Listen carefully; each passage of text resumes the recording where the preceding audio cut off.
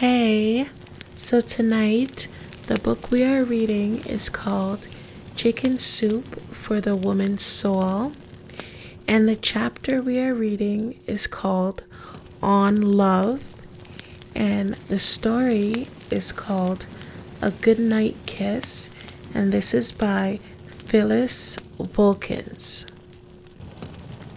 Every afternoon when I would come on duty as the evening nurse, I would walk the halls of the nursing home, pausing at each door to chat and observe.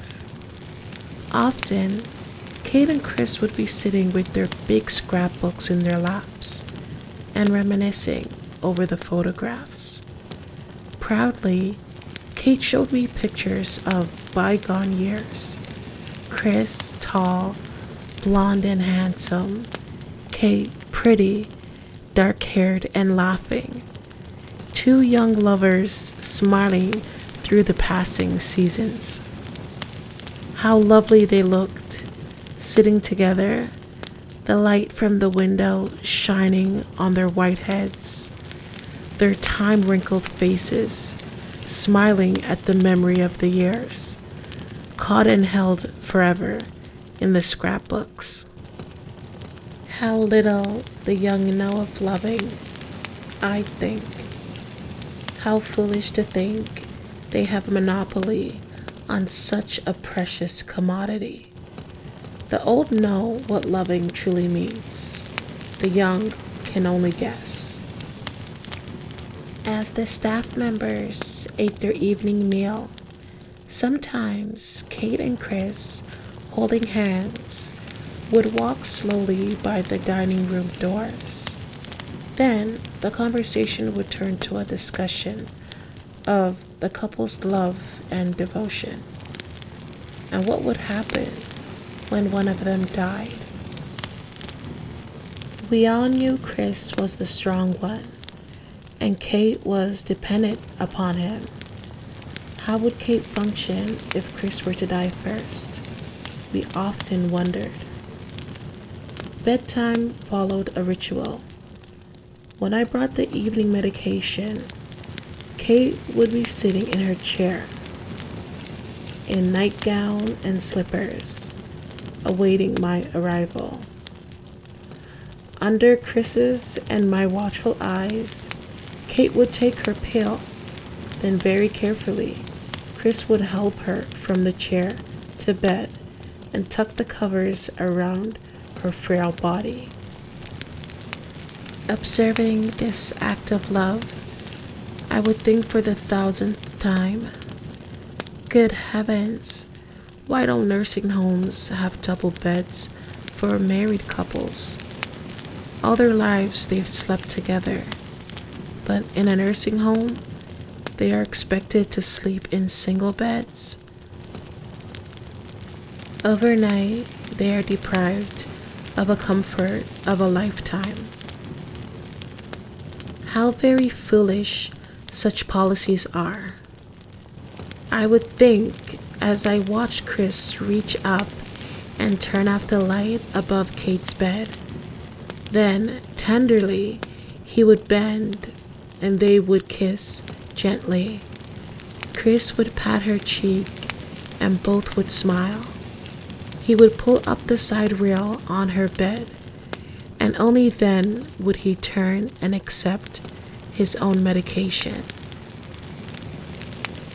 As I walked into the hall, I could hear Chris say, "Good night, Kate," and her returning voice, "Good night, Chris," while the space of an entire room separated their two beds.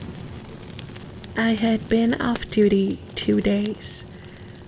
When I returned, the first news I heard after walking through the nursing home doors was, "Chris died yesterday morning." How? A massive heart attack.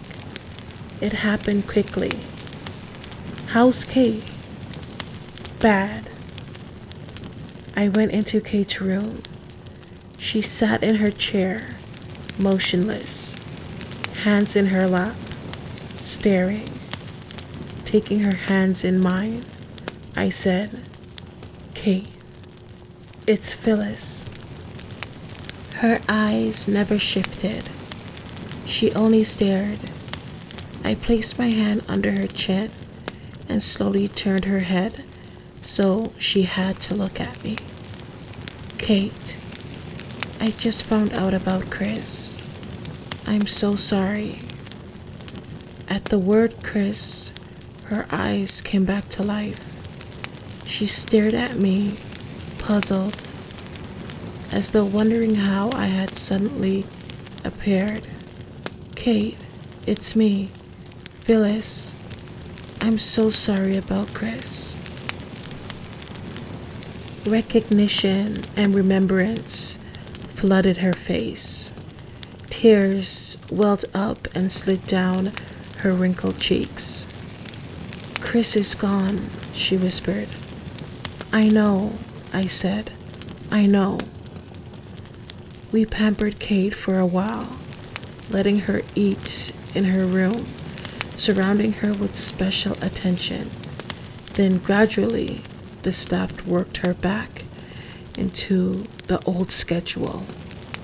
Often, as I passed her room, I would observe Kate sitting in her chair, scrapbook on her lap, gazing sadly at pictures of Chris. Bedtime was the worst part of her day. Although she had been granted her request to move from her bed to Chris's bed, and although the staff chatted and laughed with her as they tucked her in for the night, still Kate remained silent and sadly withdrawn. Passing her room an hour after she had been tucked in, I'd find her wide awake, staring at the ceiling. The weeks passed, and the bedtime wasn't any better. Kate seemed so restless, so insecure. Why, I wondered. Why this time of day more than the other hours? Then, one night as I walked into her room, only to find the same wide-awake Kate, I said impulsively, "Kate, could it be you missed your goodnight kiss?" Bending down, I kissed her wrinkled cheek. It was as though I had opened the floodgates. Tears coursed down her face. Her hands gripped mine. "Chris always kissed me goodnight," she cried. "I know," I whispered. "I miss him so. All those years he kissed me goodnight." She paused while I wiped the tears. "I just can't seem to go to sleep without his kiss." She looked up at me, her eyes brimming with gratitude. "Oh, thank you for giving me a kiss." A small smile turned up the corners of Kate's mouth. "You know," she said confidentially, "Chris used to sing me a song." "He did?" "Yes." Her white head nodded. "And I lie here at night and think about it. How did it go?" Kate smiled, held my hand and cleared her throat. Then her voice, small with age but still melodious, lifted softly in song. "So kiss me, my sweet, and so let us part. And when I grow too old to dream, that kiss will live in my heart."